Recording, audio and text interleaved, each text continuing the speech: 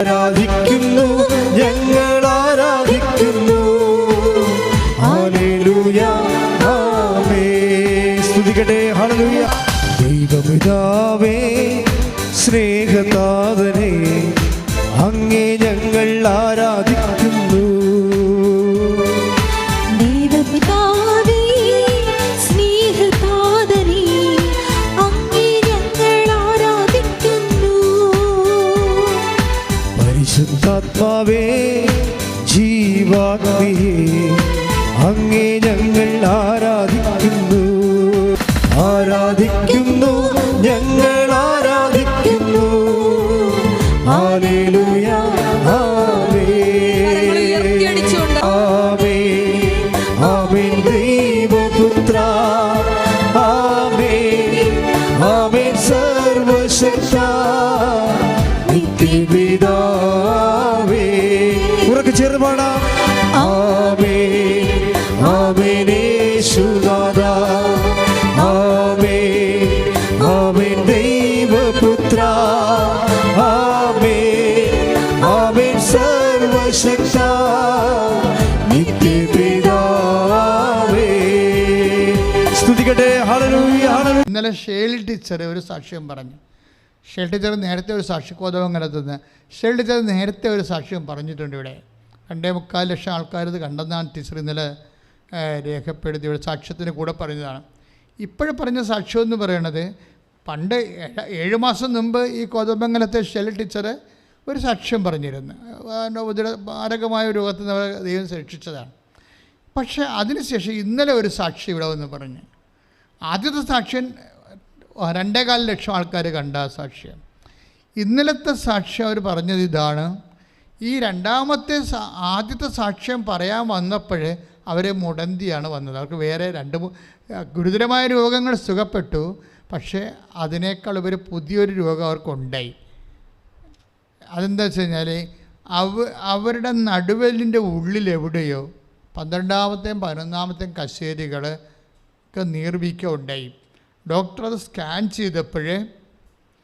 ചെയ്തപ്പോൾ അതിൻ്റെ ഉള്ളിൽ എല്ല് ഇങ്ങോട്ട് വളർന്ന് നിൽക്കുന്നതാണ്. അപ്പോൾ ഡോക്ടർ പറഞ്ഞത്, അപ്പോൾ അവർക്ക് നടക്കാൻ പറ്റണില്ല, മുടന്തിയാണ് ഇവിടെ.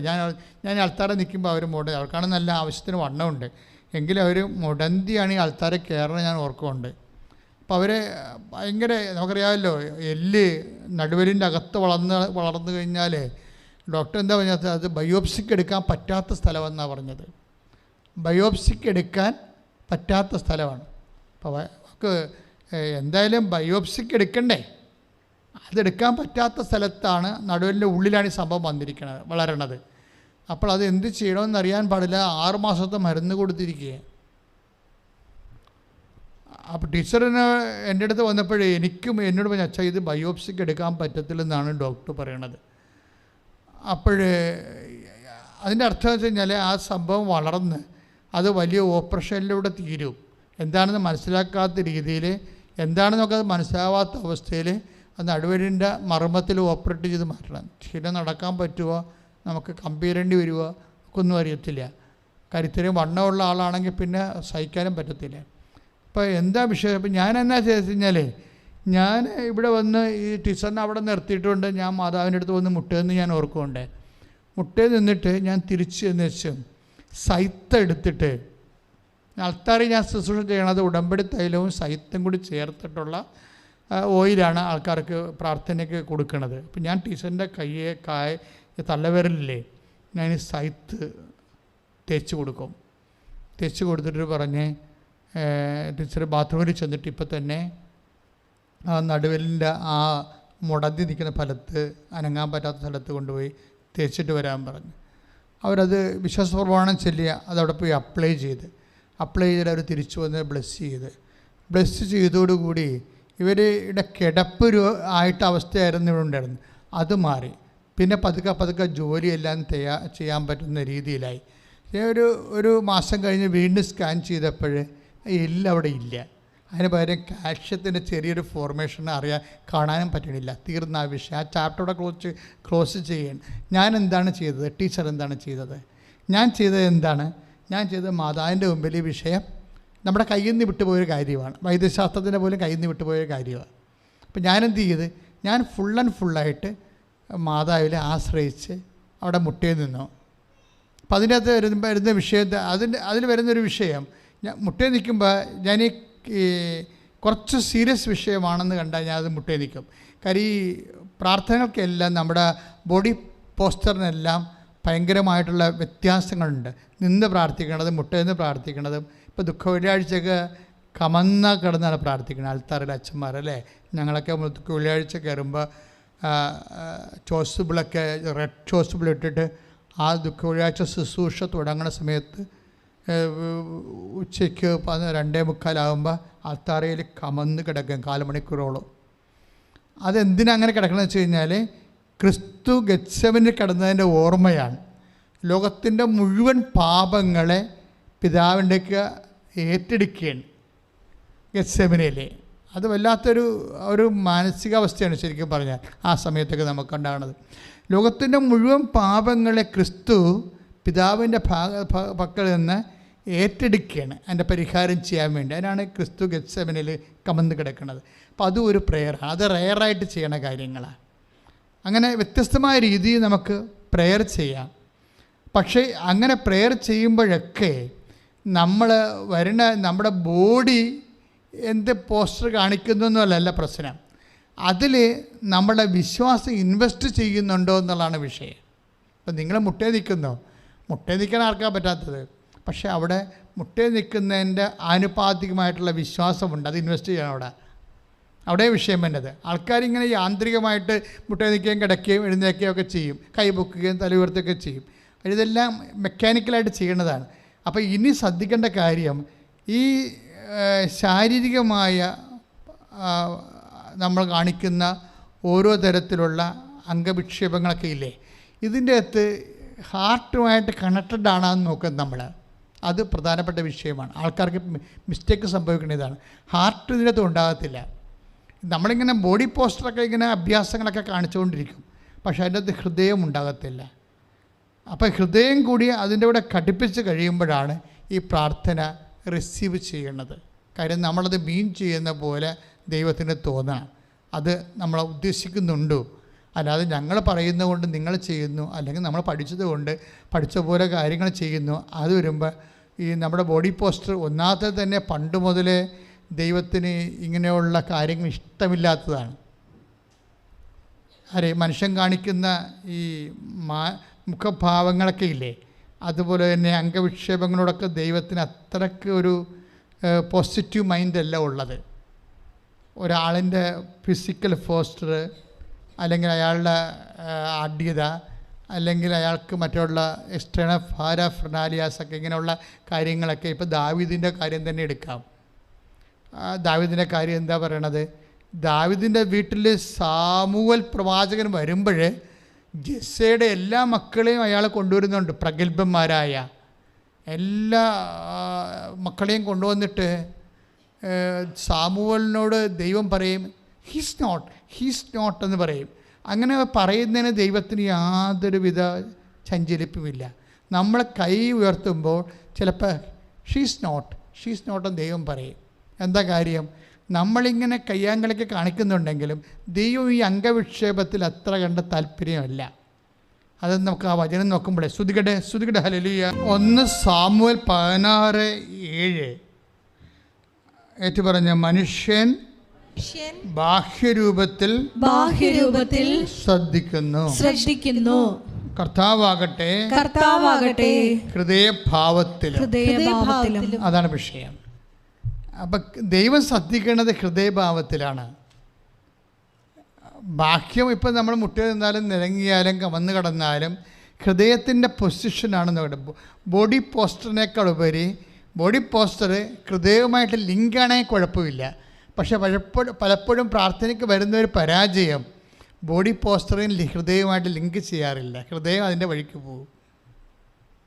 ജെറമിയ പറഞ്ഞ പോലെ മറ്റെല്ലാ വസ്തുക്കളേക്കാൾ കൗടില്യം പിടിച്ചതാണ് ഹൃദയമെന്ന്. അതായത് ഹൃദയത്തിൻ്റെ വഴിക്ക് പോകും, ബോഡി പോസ്റ്റർ വേറെ വരും. അങ്ങനെ വരരുത്. ഒന്ന് പ്രാർത്ഥിക്കുക. കർത്താവ് ദൈവമേ, കർത്താവായ ദൈവമേ, എൻ്റെ ശാരീരികമായ പ്രാർത്ഥനയുടെ അടയാളങ്ങളും എൻ്റെ ഹൃദയ വിചാരങ്ങളും ഒന്നായി മാറുവാൻ എന്നെ പുനഃക്രമീകരിക്കണമേ. എൻ്റെ ആധ്യാത്മിക ജീവിതത്തെ പുനഃക്രമീകരിക്കണമേ. ശ്രദ്ധിക്കട്ടെ. നിയമാവർത്തന പുസ്തകം 30:6. നിന്റെ ദൈവമായ കർത്താവിനെ ഏറ്റു പറഞ്ഞേ, നിന്റെ ദൈവമായ കർത്താവിനെ പൂർണ്ണ ഹൃദയത്തോടും പൂർണ്ണ ആത്മാവോടും കൂടെ സ്നേഹിക്കുന്നതിനും അങ്ങനെ നീ ജീവിച്ചിരിക്കുന്നതിന് വേണ്ടി അവിടെ നിന്റെയും നിന്റെ മക്കളുടെയും ഹൃദയ കവാടം തുറക്കട്ടെ.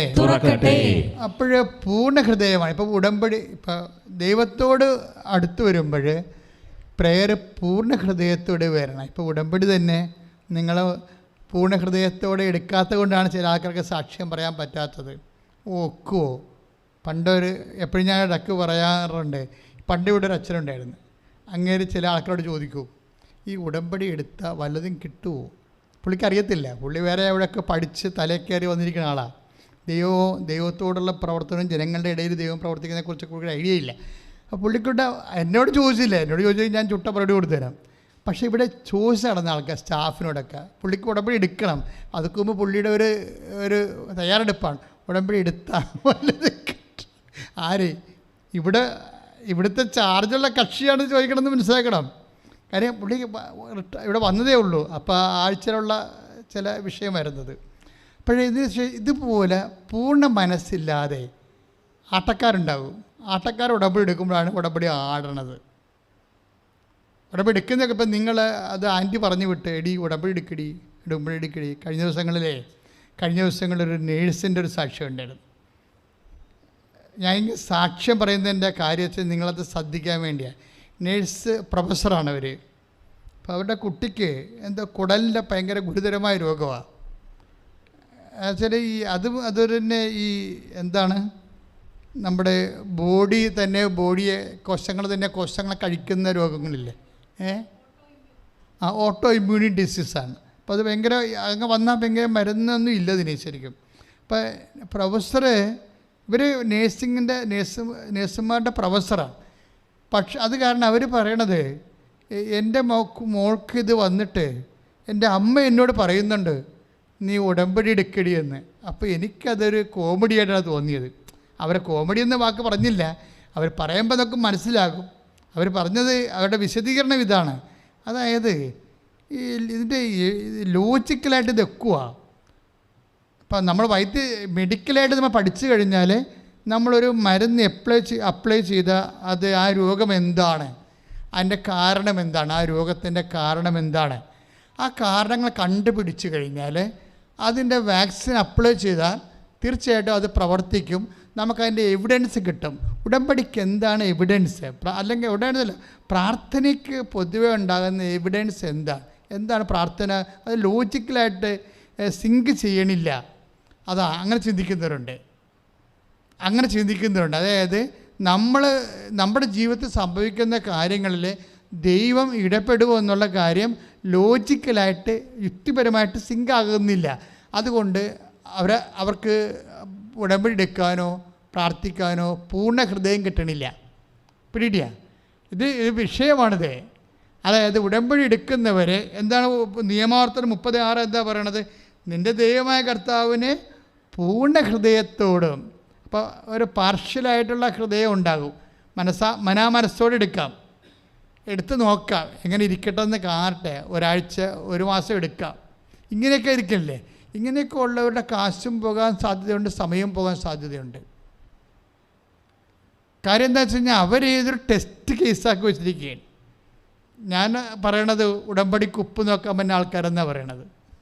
ശരി, ഉടുപ്പ് നോക്കാൻ ടെസ്റ്റ് ചെയ്താൽ ഇങ്ങനെ ടെസ്റ്റ് ചെയ്താൽ അപ്പം തന്നെ ആ ഉടമ്പടി ഫ്ലോപ്പായി.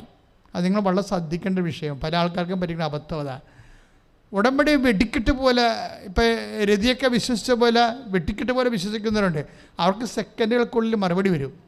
നമ്മുടെ ഈ മറുപടി താമസിക്കാൻ കാരണം നമ്മൾ ആ ഉടമ്പടി ലോഞ്ച് ചെയ്തിരിക്കുന്ന ഒരു മെൻ്റൽ ഫോർമാറ്റ്, അതാണ് ഞാൻ ഹൃദയം എന്ന് പറഞ്ഞതിൻ്റെ കാര്യം. നമ്മുടെ സബ്ജക്റ്റ് ഹൃദയമാണ്. ഇത് എവിടെ നിന്നാണ് ഇത് ലോഞ്ച് ചെയ്ത് പോകണമെന്നുള്ളത് നമ്മൾ ശ്രദ്ധിക്കണം. അപ്പോൾ നേഴ്സിൻ്റെ പ്രശ്നം എന്താ?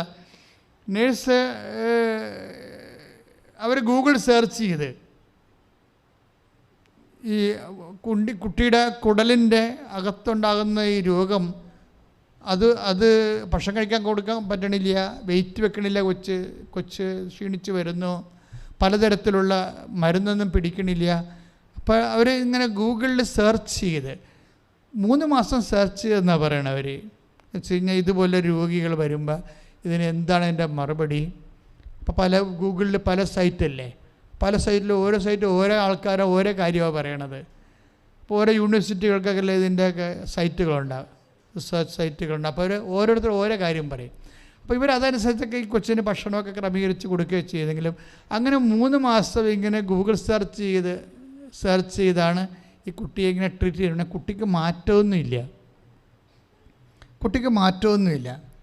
അവസാനം എന്നാ ചെയ്തെന്ന് വെച്ച് കഴിഞ്ഞാൽ 3 മാസം കൊച്ചിൻ്റെ വഷളായി വരികയാണ്. അവസാനം അമ്മ പറയുന്നുണ്ട് ഇടി ഉടമ്പടി എടുക്കുക. അവസാനം ഇവർ പരാജയപ്പെട്ട്, കാര്യം ഇവർ നഴ്സിംഗ് പ്രൊഫസറാണെങ്കിൽ ഇവർക്കുള്ള അറിവും സീനിയർ ഡോക്ടർമാർ ഡിസ്കസ് ചെയ്തും, പക്ഷേ കുട്ടി ഏതാണ്ട് മരിക്കുന്ന കണ്ടീഷനായി. ഇവർ പരാജയപ്പെട്ട് കഴിയുമ്പോൾ ഇവർ വന്ന് ഉടമ്പടി എടുത്തിട്ട് ഈ ഉടമ്പടി തൈലമെടുത്ത് വിശ്വാസപ്രമാണം ചൊല്ലി കുഞ്ഞിൻ്റെ വയറ്റിൽ പുരട്ടും. സിമ്പിളാണ് സംഭവം. ഒരാഴ്ചക്കുള്ളിൽ കുട്ടി ആകപ്പാടെ മാറും. അസുഖം എല്ലാം മാറി മാതാവ് അടിപൊളി കുഞ്ഞായിട്ട് മാറ്റും. ഇതാണ് വിഷയം. ഇപ്പം ഇതിനകത്ത് എന്താ നേഴ്സിന് സംഭവിച്ചതെന്ന് വെച്ച് കഴിഞ്ഞാൽ അവർ ഇതിന് പൂർണ്ണ ഹൃദയത്തോടെ അല്ല ആദ്യകാലങ്ങളിൽ ഈ വിഷയം കൈകാര്യം ചെയ്തത്. എന്താ കാര്യം? അവിടെ ബുദ്ധി കാരണം. ചില ആൾക്കാർക്ക് വരുന്ന ഒരു ശാപമാണ് ബുദ്ധി എന്ന് പറയണത്. കാര്യം വെച്ച് കഴിഞ്ഞാൽ അവർ പഠിച്ചു വെച്ചേക്കുന്ന ഫോർമുല അനുസരിച്ച് തന്നെ ആയിരിക്കും അവർ ദൈവത്തെ സമീപിക്കണം. അപ്പോൾ ഒരു ഭാഗിക ഹൃദയമേ ഉണ്ടാകത്തുള്ളൂ. അവർക്ക് പൂർണ്ണ ഹൃദയം വേണം ഇതിന്. അതായത് നമ്മൾ ഉടമ്പടി ലോഞ്ച് ചെയ്യുമ്പോൾ നമുക്കെന്താ വേണ്ടത്? ഭാഗികമായ ഹൃദയമല്ല. ഒത്താക്കൊള്ള കിട്ടിയാ കൂട്ടി പോയ ചട്ടി, ഇങ്ങനെ നമ്മളിങ്ങനെ ഉരുണ്ട് കഴിയാൻ ഇങ്ങനെ നിൽക്കാതെ ഷാർപ്പ് ഷൂട്ടറായിട്ട് വരണം. നെഞ്ചത്ത് കൈവച്ച് കർത്താവായ ദൈവമേ, കൃത്യമായ ബോധ്യങ്ങളാൽ ഉടമ്പടി നടപ്പിൽ വരുത്തുവാൻ എന്നെ അഭിഷേകം ചെയ്യണമേ. അപ്പം കൃത്യമായ ബോധ്യം എന്ന് പറയണത് ഇപ്പം ഷേൽ ടീച്ചറിൻ്റെ സാക്ഷ്യം തന്നെ എടുക്കാം. ഇപ്പം സാക്ഷ്യങ്ങൾ എടുക്കുമ്പോഴേ റീസെൻറ്റ് സാക്ഷ്യങ്ങളാണ് നമ്മളെല്ലാം എടുക്കുന്നത്. എടുക്കുമ്പോൾ എന്നാ സംഭവിക്കുന്നത്? ഷേൽ ടീച്ചർ ഇന്നലെ പറഞ്ഞൊരു കാര്യമുണ്ട്. അതായത് ഇവർ ഇപ്പോൾ ഈ വർഷം റിട്ടയർഡായെന്ന് തോന്നണവർ അവർ യൂട്യൂബിൽ ഉടമ്പടി ധ്യാനം ഒരു ധ്യാനം പോലും കളയാതെ എന്ന് കൂടുക മാത്രമല്ല അവർ ഈ സംഭവം ഷെയർ ചെയ്യുക മാത്രമല്ല ഈ ഷെയർ ചെയ്ത ആൾക്കാർ ആ ഉടമ്പടി ധ്യാനം കൂടിയോ ഇല്ലയെന്ന് അവർ ഉറപ്പ് വരുത്തും. That means she's following. അല്ല ഇവിടെ വന്ന് ഉടമ്പടി എടുത്തിട്ട് ഒരു പച്ചത്തിരിയും മേടിച്ച് നീലത്തിരിയും മേടിച്ച് വീട്ടിൽ പോയി പ്രത്യക്ഷിക്കുന്ന പ്രാർത്ഥനയ്ക്ക് കത്തിച്ച് പ്രാർത്ഥിച്ച് ആ ടാപ്പിനെ അടച്ച് ക്ലോസ് ചെയ്യല്ല. ഇതിനെ ഫോളോ ചെയ്യേ. ഇപ്പം ആ നടുവെല്ല് മുഴുവൻ വെട്ടിപ്പൊളിക്കേണ്ടതാണ്. അവർ കിടന്നു പോകേണ്ട പാർട്ടിയാണ്. ഇവിടെ വന്ന് ഇന്നലെ മണിമണി പോയി സാക്ഷ്യം പറയണത്. കാര്യം എന്താണ്? അവരൊരു ഷാർപ്പ് ഷൂട്ടറാണ്.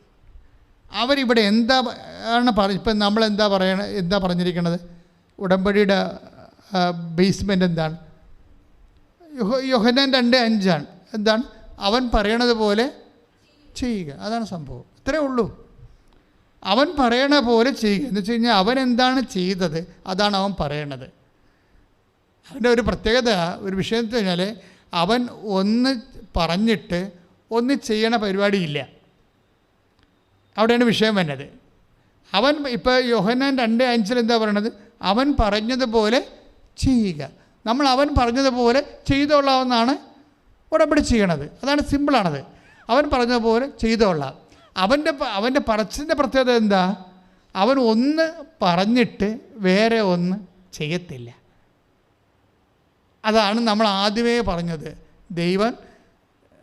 ദൈവത്തെക്കുറിച്ച് പഠിക്കുമ്പോൾ നമ്മൾ ആദ്യം എന്താ പറയണത്? ദൈവൻ താനായിരിക്കുന്നു, അല്ലേ? അശരീരിയായിരിക്കുന്നു, ആദികാരണനായിരിക്കുന്നു.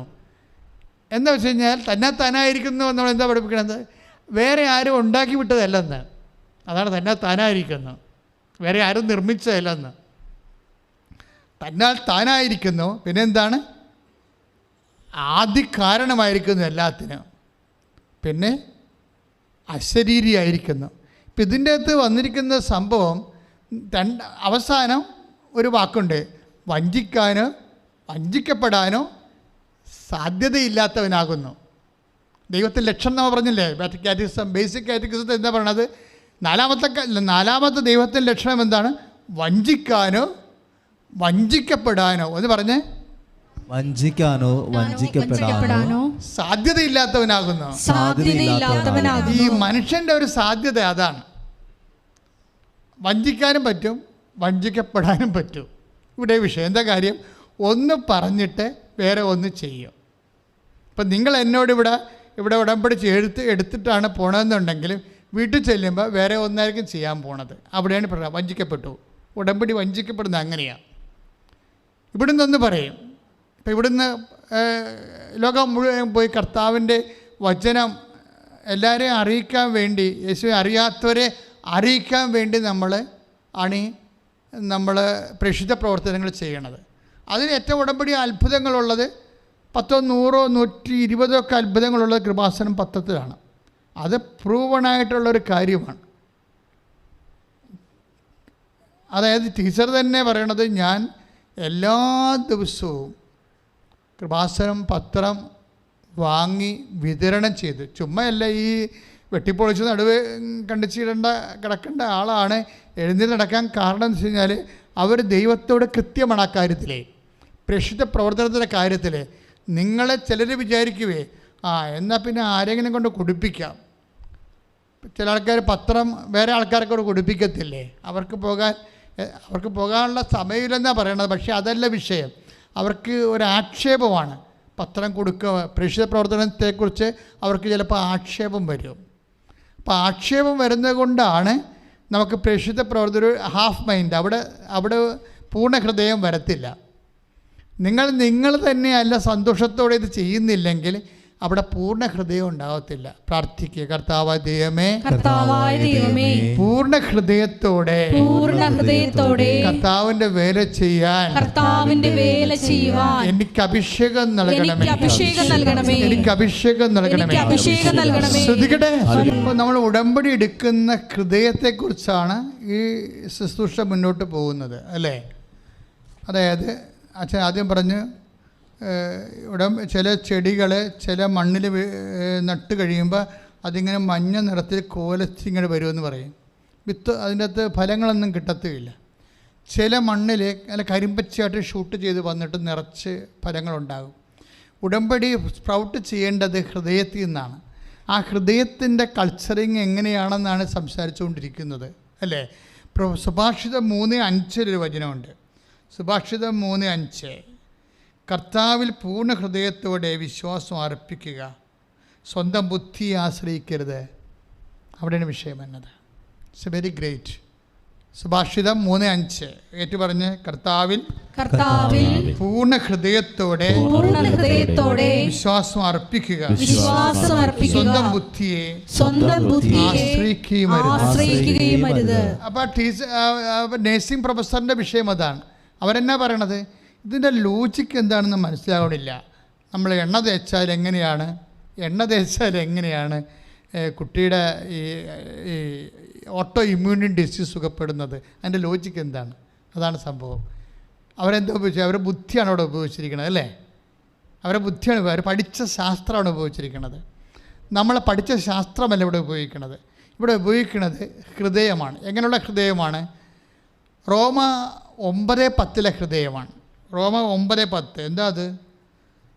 യേശു കർത്താവാണെന്ന് റോമ 10:9 ഹൃദയമാണ് നമ്മൾ ഉപയോഗിക്കുന്നത്. എന്താണ്? സ്വന്തം ബുദ്ധിയല്ല. സുഭാഷിതം 3:5 പറഞ്ഞത് എന്താണ്? സ്വന്തം ബുദ്ധിയല്ല നമ്മൾ ആശ്രയിക്കണത്. പിന്നെ ഇവിടെയാണ് എന്താണ് ആശ്രയിക്കണത്? പൂർണ്ണ ഹൃദയം എന്ന് പറയുമ്പോൾ റോമ 10:9 ഹൃദയമാണ്. എന്താണത്? യേശു കർത്താവാണെന്ന് ഹൃദയത്തിൽ വിശ്വസിക്കും. Praise the Lord. ഒന്ന് പറഞ്ഞേ, യേശു കർത്താവാണെന്ന് ഹൃദയത്തിൽ വിശ്വസിക്കണം. രണ്ടാമത് എന്താണ്? ദൈവം അവനെ മരിച്ചവരിൽ നിന്ന് ഉയർപ്പിച്ചെന്ന് അധരം കൊണ്ട് ഏറ്റു പറയണം. Praise the Lord. Praise the Lord. ഒന്ന് പറഞ്ഞേ, ദൈവം അവനെ മരിച്ചവരിൽ നിന്ന് ഉയർപ്പിച്ചെന്ന് അധരം കൊണ്ട് ഏറ്റു പറയണം. ഇതാണ് ഇതിന്റെ ലോജിക്ക്. അല്ലാതെ ഫിസിക്കൽ സയൻസ് അല്ലെങ്കിൽ മെഡിക്കൽ സയൻസ് അല്ല ഇതിൻ്റെ ലോജിക്ക്.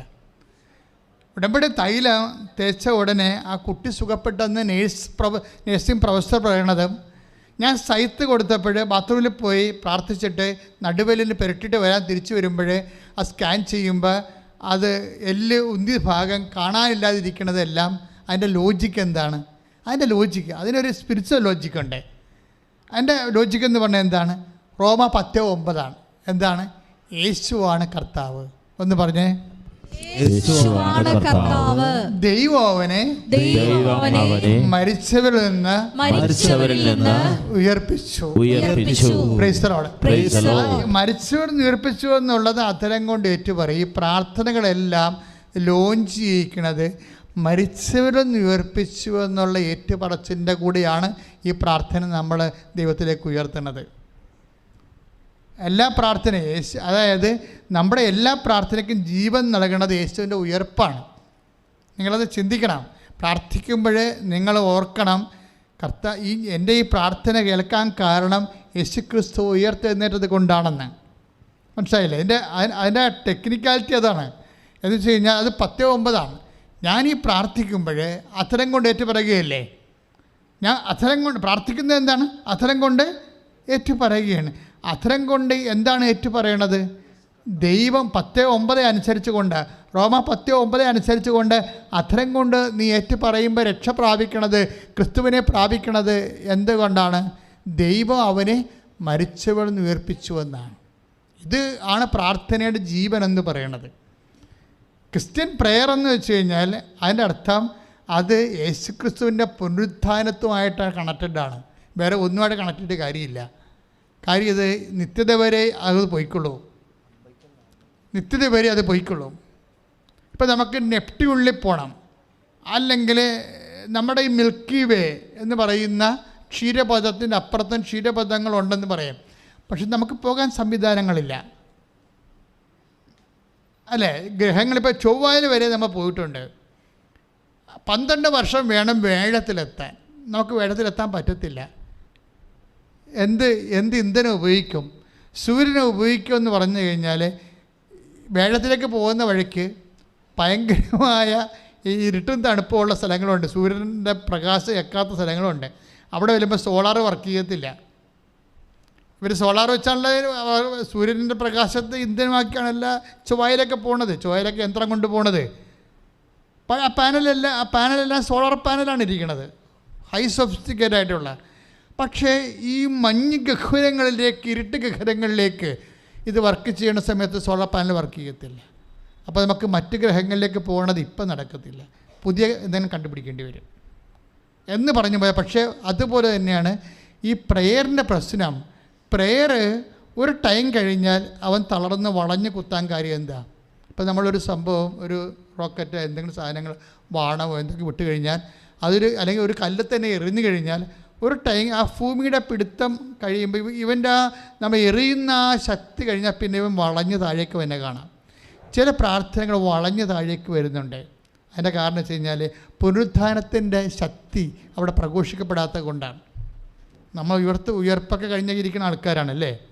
ഉയർപ്പൊക്കെ കഴിഞ്ഞ് വെടിയും വാണൊക്കെ പൊട്ടിച്ച് കർത്തായം പൊക്കിക്കൊണ്ടൊക്കെ വന്ന്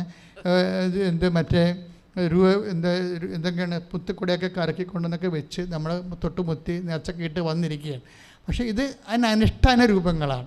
ഈ അനുഷ്ഠാന രൂപത്തെ അർത്ഥവത്താക്കുന്നത് ഇതിൻ്റെ ആത്മാർത്ഥമായിട്ടുള്ള ഈ വിഷയത്തിൻ്റെ ഹൃദയത്തിൻ്റെ അംഗീകാരമാണ്. എന്താണ്? ഓരോ പ്രാർത്ഥനയും ലോഞ്ച് ചെയ്യിക്കേണ്ടത് 10:9 അനുസരിച്ചുകൊണ്ടാണ്. എന്താണ് 10:9? എന്താ പറയണത്? യേശു കർത്താവാണെന്ന് ഹൃദയത്തിൽ വിശ്വസിക്കണം. യേശു കർത്താവാണ്. യേശു കർത്താവാണെന്ന് വിശ്വസിക്കുന്ന എന്താ കുഴപ്പമെന്ന് വെച്ച് കഴിഞ്ഞാൽ, ഇപ്പം ഷേൽ ടീച്ചറിൻ്റെ നടുവിൽ അസ്ഥി വളർന്നു വരുന്നു, അതുകൊണ്ട് അവർക്ക് അനങ്ങാൻ പാടില്ല.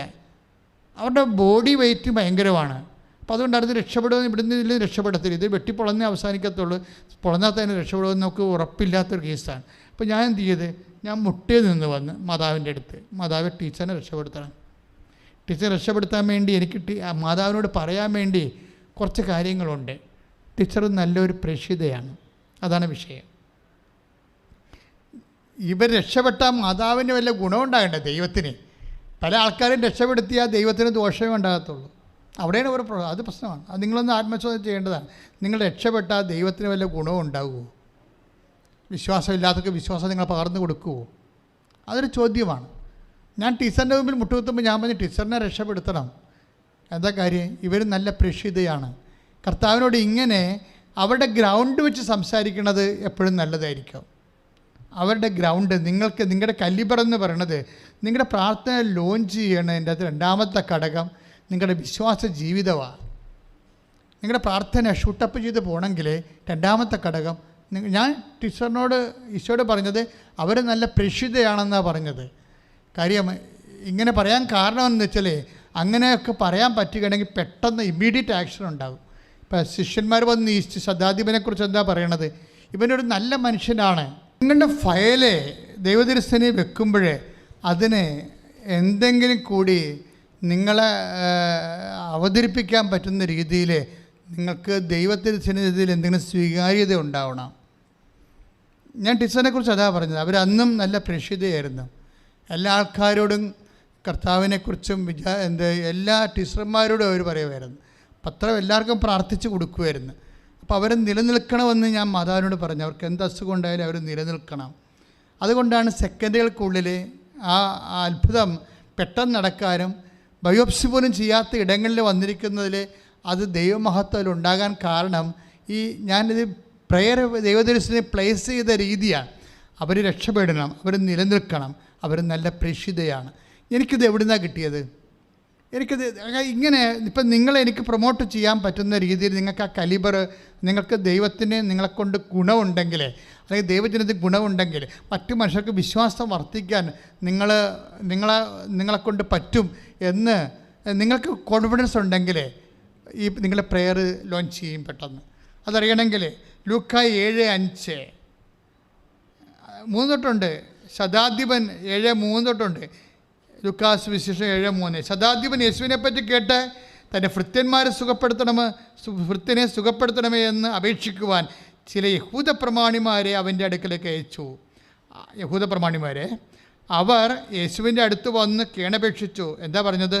നീ ഇത് ചെയ്തു കൊടുക്കാൻ അവൻ അർഹനാണ്. അതാണ് സംഭവം. റെക്കമെൻഡ് ചെയ്യുമ്പോൾ എന്ത് ബേസ്, അതിൻ്റെ ഗ്രൗണ്ട് എന്താണെന്ന് അറിയണം. നിങ്ങൾക്കെല്ലാം ഒരു നല്ല ഒരു പ്രേക്ഷിത ഗ്രൗണ്ട് ഉണ്ടാകണം.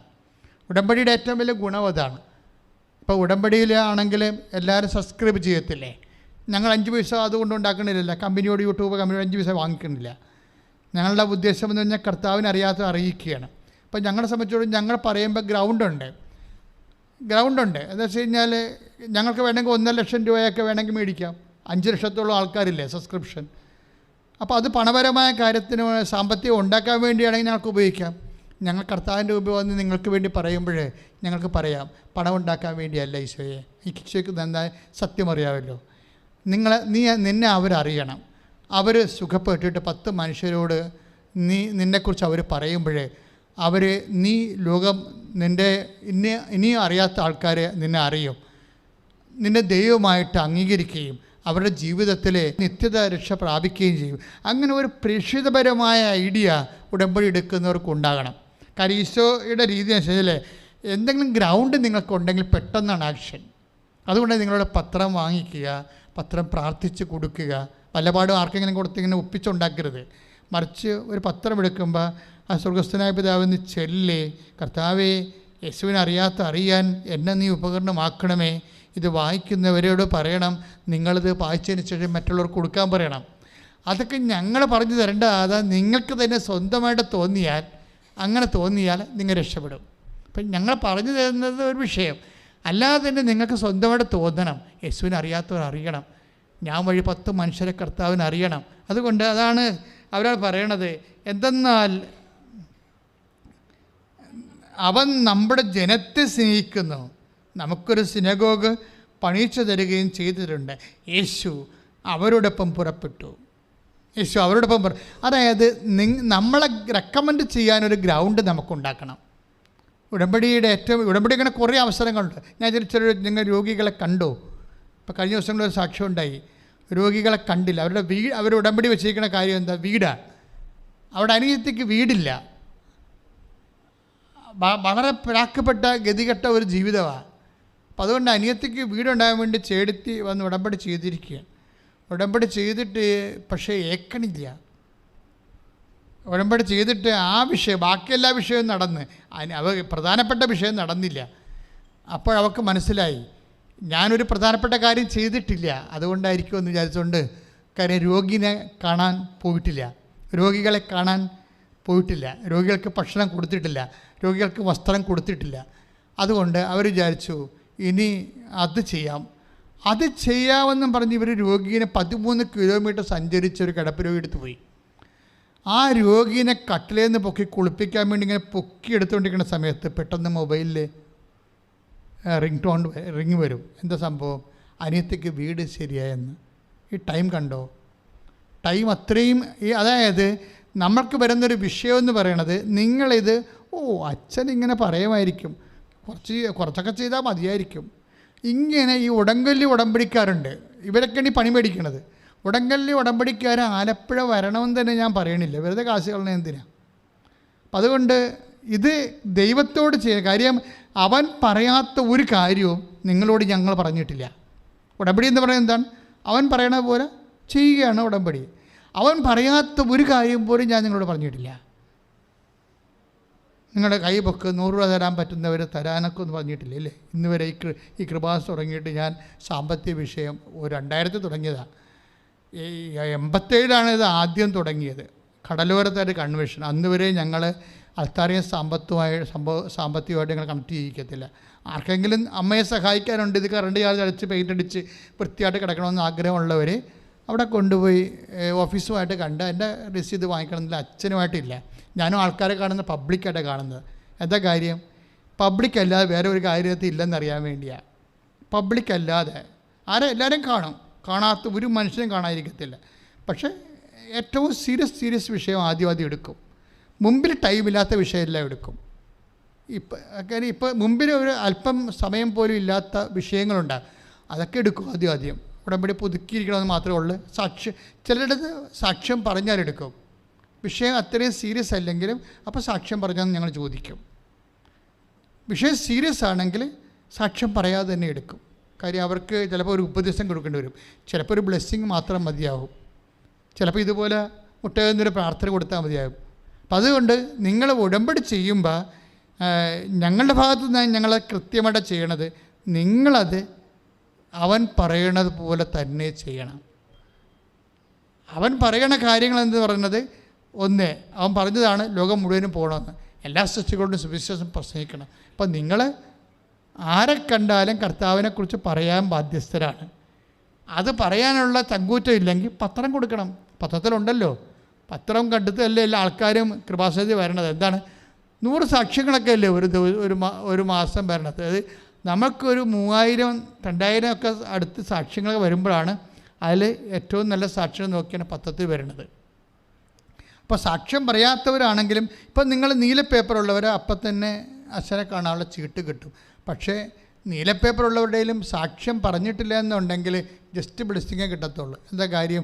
എന്തോ ഒരു പന്തികേടുണ്ടെന്ന് എനിക്ക് തോന്നും. നീല പേപ്പറാണ്, ഉടമ്പടി പച്ച കഴിഞ്ഞിട്ട് നീല വരുമല്ല ഒരു കൊല്ലം കഴിയുമ്പോൾ. അപ്പോഴവർക്ക് സാക്ഷ്യം കിട്ടുന്നില്ലെങ്കിൽ അവർ ചുമ്മാ എന്തെങ്കിലും ടെക്നിക്കലായിട്ട് ഓരോ കാര്യങ്ങൾ നിവർത്തിയെന്നല്ലാതെ മനസ്സർപ്പിച്ചുകൊണ്ട് പൂർണ്ണ ഹൃദയത്തോടെ ആ സംഭവം ചെയ്ത് കാണത്തില്ല. ഉടമ്പടിയുടെ രീതി എന്ന് വെച്ചാൽ ഉടമ്പടി ഒരു വ്യക്തിയെ കംപ്ലീറ്റ് ഫെയ്ത്ത്ഫുള്ളാക്കും. അതറിയണമെങ്കിലേ നമ്മൾ മത്തായിയുടെ സുവിശേഷം 5:47, അതായത് സഹോദരങ്ങളെ മാത്രമേ നിങ്ങൾ അഭിവാദനം ചെയ്യുന്നുള്ളൂവെങ്കിൽ വിശേഷവിധിയായി നിങ്ങൾ എന്താണ് ചെയ്യുന്നത്? വിജാതീയരും അത് തന്നെ ചെയ്യുന്നില്ലേ? അതാണ് ചോദ്യം. അതായത് നമ്മുടെ സാധാരണ കടമകളില്ലേ, മനുഷ്യന്മാർ ചെയ്യുന്ന കടമകൾ, അത് മാത്രം ചെയ്താൽ ഒരിക്കലും കംപ്ലീറ്റ് ആകത്തില്ല നമ്മൾ. അതാണ് വിഷയം. അപ്പനും അമ്മയും നമ്മൾ നോക്കുന്നു, ശരിയാണ്, നല്ല കാര്യമാണ്. പക്ഷെ അതുകൊണ്ട് നമുക്ക് ഇപ്പോഴത്തെ ഏണിംഗ് ഒന്നുമില്ല. നമ്മളൊരു സാധാരണ ഒരു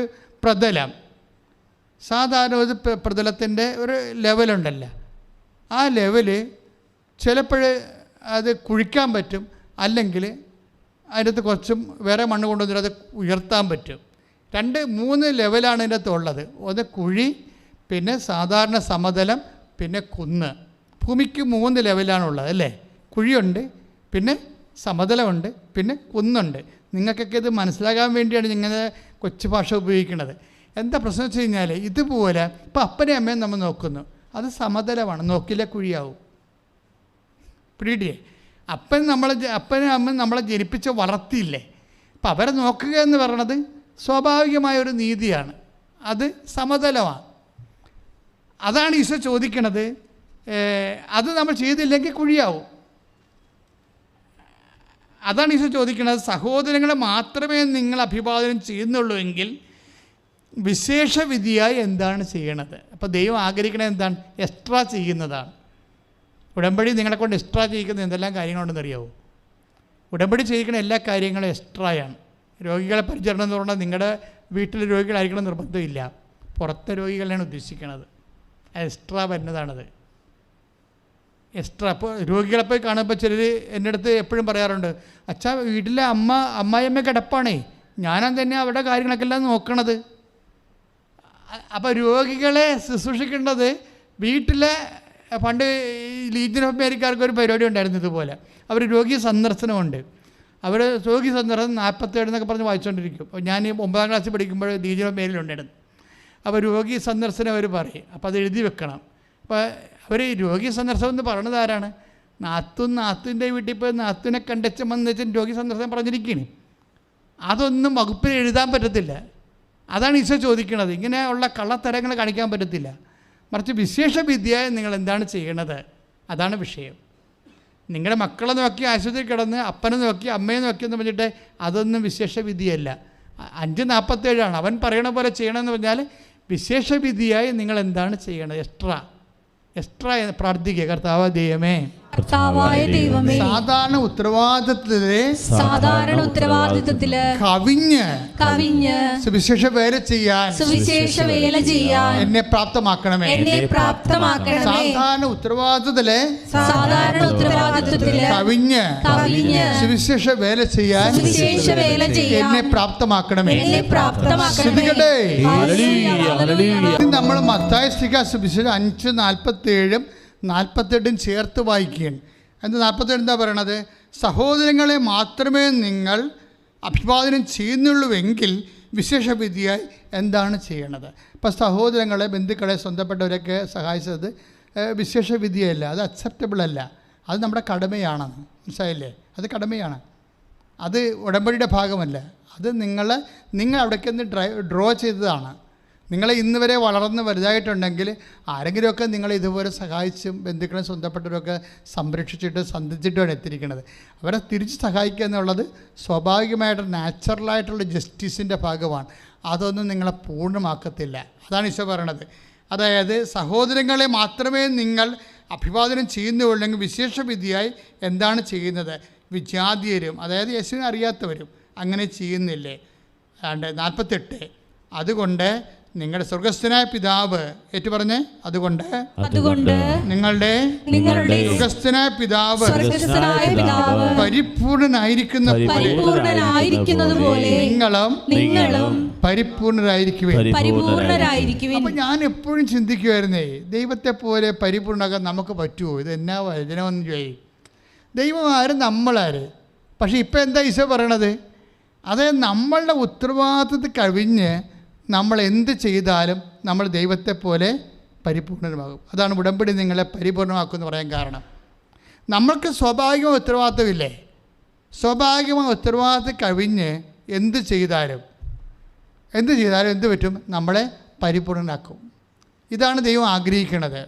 കാര്യം ഇത് ഉടമ്പടി മാത്രമേ അങ്ങനെ ഒരു പ്രെയർ ഉള്ളൂ. ശരിക്കും പറഞ്ഞാൽ ഇപ്പം മനുഷ്യനെ പരിപൂർണനാക്കാൻ വേണ്ടി ഇന്ന് സഭയിൽ നൊവേന കൂടിയാൽ നൊവേന അങ്ങനെ ഡിമാൻഡ്സ് ഒന്നും ഇല്ലല്ലേ. നമ്മൾ അങ്ങോട്ട് പറയണമല്ലാതെ കുറേ അപേക്ഷക്കത്ത് എഴുതി പെട്ടിയിലേക്ക് ഡംപ് ചെയ്യാവുന്നല്ലാതെ വേറെ ഒന്നുമില്ല. അയാൾ അവിടെ നിന്ന് പോയി കഴിഞ്ഞാൽ പിന്നെ പിറ്റേ ചൊവ്വാഴ്ച തന്നെ കാണാം. അതാണ് വിഷയം എന്നത്. അങ്ങനെ ഒരു പ്രയറും ഇല്ല. നമ്മളെ പരിപൂർണനാക്കാൻ പറ്റുന്ന ഏത് പ്രയറുണ്ട്? കുർബാനയെ നമ്മൾ പ്രയറായിട്ട് എടുക്കണില്ല. അത് നിത്യതയ്ക്ക് വേണ്ടിയുള്ള ദൈവിക പദ്ധതിയാണ്. അത് വിട്. മറിച്ച് മറ്റുള്ള പ്രയർ ഫോമിൽ മനുഷ്യനെ പൂർണ്ണനാക്കാൻ എന്തുണ്ട്? ശരിക്കും പറഞ്ഞാൽ ഉടമ്പടിയേ ഉള്ളൂ. കാര്യം ഉടമ്പടി മാത്രമേ വിശേഷ വിധിയായി ചെയ്യാൻ പറയുന്നുള്ളൂ. ഇപ്പം നിങ്ങൾ കൊടുക്കണ പത്രം എന്ന് പറഞ്ഞത് എല്ലാവർക്കും കൊടുക്കണതല്ലേ. അതുപോലെ നിങ്ങൾ രോഗികൾക്ക് കൊടുക്കണ ഭക്ഷണം, രോഗികൾക്ക് കൊടുക്കണ വസ്ത്രം, രോഗികൾ ആരാണ്? ഗവൺമെൻറ് ആശുപത്രി നമ്മൾ ചെല്ലുമ്പോൾ നമ്മുടെ ബന്ധുക്കളാണ് അവിടെ കിടക്കണത് അല്ല. അപ്പോൾ അതാണ് ചെയ്യുന്നത്. വിശേഷ വിധിയായി ചെയ്യുമ്പോഴേ സ്വർഗസ്ഥനായ പിതാവിനെ പോലെ നമ്മൾ സ്നേഹത്തിൽ പരിപൂർണരായിരിക്കുകയാണ്. എപ്പോഴും ഈശോ അവസാനം വരെ ശ്രദ്ധിക്കുന്നൊരു വിഷയമാണ് അധികമായിട്ട് എന്താണ് ചെയ്യണത്. നിങ്ങളന്ന് അധികമായിട്ട് എന്താ ചെയ്യണത്? അപ്പോൾ ഇതെല്ലാം നമ്മളെല്ലാം ഇങ്ങനെ നോർമലായിട്ട് മിനിമമായിട്ടല്ല ചെയ്തു പോകണത്. ദൈവിക കാര്യങ്ങളെ മിനിമമായിട്ടല്ല ചെയ്തു പോകണത്. ഇപ്പം നേർച്ചപ്പെട്ടിക്ക് നമ്മൾ ആ ദുഃഖവെള്ളിയാഴ്ചത്തെ നേർച്ചപ്പെട്ടികളില്ലേ, ഇപ്പം നമ്മൾ ദുഃഖവെള്ളിയാഴ്ചത്തെ ഞങ്ങൾ പിരിവ് നമ്മൾ കുരിശും കുത്തി കഴിഞ്ഞിട്ട് ആൾക്കാർ നേർച്ച ഇടത്തില്ലേ, കുരിശും കുത്തി കഴിഞ്ഞിട്ട് നേർച്ച ഇടത്തില്ലേ. അപ്പോൾ നേർച്ച ഇടുമ്പോൾ സ്വാഭാവികമായിട്ടും അതെന്തിനാണ്? വിശുദ്ധ നാടുകൾ, കർത്താവിൻ്റെ ഗെത്സമൻ തോട്ടം, അതുപോലെ തന്നെ ബെത്ലഹേം, കർത്താവ് പിറന്ന സ്ഥലം, അതുപോലെ തന്നെ കാലുവരി ഇല്ല, കാലുവരി കാത്തലിക്സിൻ്റെ കയ്യിലല്ല, ആ കാത്തലിക്സിൻ്റെ കയ്യിലുള്ള കാനായിലെ കല്യാണത്തിൻ്റെ വേദി, അങ്ങനെ കുറേ സ്ഥലം അതെല്ലാം സംരക്ഷിക്കാൻ വേണ്ടിയാണ് ഈ ദുഃഖ വെള്ളിയാഴ്ചത്തെ കളക്ഷൻ. പക്ഷേ പാത്രത്തിൽ നോക്കിക്കഴിയുമ്പോൾ ഇപ്പോഴും 5 രൂപയൊക്കെ ഉണ്ട്. കാര്യം അവർക്ക് ഇടാൻ പറ്റാഞ്ഞിട്ടല്ല, അവർ പണ്ട് മുതൽ ഇട്ട് പഠിച്ചിരിക്കുന്ന സാധനമാണ്. തുട്ട് കയ്യിലില്ലാത്ത കൊണ്ടാണ് തുട്ടിടാത്തത്. കാര്യം കർത്താവിൻ്റെ കാര്യത്തിന് വരുമ്പോൾ ഞാൻ ധ്യാനകേന്ദ്രത്തിലെ കാര്യമല്ല പറയണത്, ഞാൻ ഇടവകപ്പള്ളിയുടെ കാര്യമാണ് പറയണത്. ഇവിടെ ഞങ്ങൾ സ്വസ്ത്രക്കാഴ്ച പോലും ഇപ്പോൾ എടുക്കണില്ലല്ലോ, കണ്ടില്ലേ? ഞായറാഴ്ച പോലും ഇതിൻ്റെ ഇരട്ടി ആളാണ്, പക്ഷേ സ്വസ്ത്രക്കാഴ്ച എടുക്കത്തില്ല. എടുക്കാൻ വേണ്ടി ആത്മാവ് ഇതുവരെ പറഞ്ഞിട്ടില്ല. പറയണ സമയത്ത് പറയും. ഞാൻ പറഞ്ഞു വരുന്നതിൻ്റെ കാരണം, ഞാൻ പറഞ്ഞതിൻ്റെ വിഷയം നിങ്ങൾ ശ്രദ്ധിക്കണം. ഞാൻ പറയുന്നതിൻ്റെ വിഷയം വിശേഷ വിധിയായി നിങ്ങൾ എന്താണ് ചെയ്യണത്. കർത്താവിൻ്റെ ഒരു മൈൻഡ് സെറ്റ് അങ്ങനെയാണ്. അതാണ് ഞാൻ പറഞ്ഞത്, എൻ്റെ സബ്ജക്റ്റ് അതാണ്. കൊടുക്കും നിങ്ങൾക്കും ലഭിക്കും, അമർത്തി കുലുക്കി നിറച്ച് അളന്ന് അവൻ നിൻ്റെ മടിയിലോട്ട് ചൊരിയെന്ന് പറഞ്ഞില്ലേ. എന്തുകൊണ്ടാണ് ചൊരിയാത്തത്? നിങ്ങളുടെ കൈ ഇങ്ങനെ കുറുകിയിരിക്കണം കൊണ്ടല്ലേ. അതാണ് സംഭവം വരണത്. അതുകൊണ്ട് വിശേഷ വിധിയായി നമുക്ക് ഇപ്പോൾ നിങ്ങൾ ഇപ്പോൾ രോഗി, നമ്മൾ ഉടമ്പടി പ്രകാരം ചിലപ്പോൾ നിങ്ങൾ ഭക്ഷണം, നിങ്ങൾ ആൾക്കാർക്ക് വസ്ത്രം കൊടുക്കും. ആർക്കാണ് വസ്ത്രം കൊടുക്കണത്? ശരിക്കും പറഞ്ഞാൽ നമുക്ക് നാളെ കാലങ്ങളിൽ വന്ന് വല്ല സഹായം ചെയ്യാൻ പറ്റുന്ന ആൾക്കാരെ നോക്കിയാണ് നമ്മൾ അങ്ങനെയുള്ള പരിപാടിയൊക്കെ ചെയ്യണത്. അത് നമുക്ക് നാളെ എന്തെങ്കിലും പ്രയോജനം ഉണ്ടാകും. ഒന്നുമില്ലെങ്കിലേ ഇപ്പോൾ ഓൺലൈനിൽ കറണ്ട് ചാർജ് അടക്കാൻ എല്ലാവർക്കും അറിയത്തില്ലല്ലോ. അപ്പോൾ ഇവളുടെ അടുത്ത് പൈസ കൊടുത്ത് വിട്ടാൽ അവൾ പോയി അടച്ചോളൂ. അപ്പോൾ അവൾക്ക് ഒരു സാരി ഇരിക്കട്ടെ. ഇങ്ങനെയുള്ള ഒരു, അതായത് നമ്മൾക്ക് എന്തെങ്കിലും പ്രയോജനം ഉണ്ടെങ്കിൽ അതിന് പറ്റുന്ന സഹായമാണ് ആൾക്കാർ ചെയ്യണത്. ഇതൊന്നും അക്സെപ്റ്റബിളല്ല. നമുക്ക് പ്രയോജനം ഉണ്ടാവരുതെന്ന് ഈശോ പറയണത്. അപ്പോൾ ഈശോ പറയും അതിൻ്റെ പ്രതിഫലം നിങ്ങൾക്ക് ലഭിച്ചു കഴിഞ്ഞു എന്ന് പറയും. നമുക്ക് അത് ഈശോ പറയും പ്രതിഫലം നമുക്ക് ലഭിച്ചു കഴിഞ്ഞു. നമുക്ക് ഇവിടെ വെച്ച് തന്നെ ക്യാഷ് ആൻഡ് കൈൻഡായിട്ട് പ്രതിഫലം ലഭിച്ചു കഴിഞ്ഞാൽ അത് പൂർണ്ണതയുടെ ഭാഗമായിട്ട് ദൈവം അംഗീകരിക്കണില്ല എന്നതിൻ്റെ അർത്ഥം. നമുക്ക് ഇങ്ങോട്ട് കിട്ടരുത്, നമ്മൾക്ക് ഇങ്ങോട്ട് കിട്ടരുത്. ഇങ്ങോട്ട് കിട്ടാത്ത എല്ലാത്തിനും എന്താ ഈശോ പറയണത്? ഞാൻ തിരിച്ചു വരുമ്പോൾ തന്നുകൊള്ളാമെന്ന് പറഞ്ഞില്ലേ. നിത്യതയിൽ നമുക്ക് ലഭിക്കാനുള്ള കാരണങ്ങളെല്ലാം ഇത് സ്വരുക്കൂട്ടലാണ്. ആ നിത്യതയെക്കുറിച്ച് ബോധമുള്ളവരാണ് തിരിച്ചു കിട്ടാത്ത കാര്യങ്ങൾ ചെയ്യണത്. തിരിച്ചു കിട്ടാത്ത കാര്യങ്ങൾ ചില ആൾക്കാർക്കറിയാം. അതായത് അവർക്കിനി ആ കടം കൊടുത്തതാണ്, നമുക്ക് കുറച്ച് പലിശക്ക് അവർ തന്നതാണ്, ഇനിയിപ്പോൾ അവർക്ക് കിട്ടാനുള്ളൊരു മാർഗവുമില്ല. വീട് സ്ഥലം വിൽക്കണം അവർക്ക്. വിറ്റാൽ പിന്നെ അതുങ്ങൾ വെള്ളത്തിലാവും. അപ്പോഴേ നിങ്ങൾക്ക് വേണമെങ്കിൽ ഇളവ് ചെയ്ത് കൊടുക്കാം, കടം വേണമെങ്കിൽ ഇളവ് ചെയ്ത് കൊടുക്കാം. അപ്പം അങ്ങനെ മാനസികാവസ്ഥ ഉണ്ടാവണം. എന്താ കാര്യം?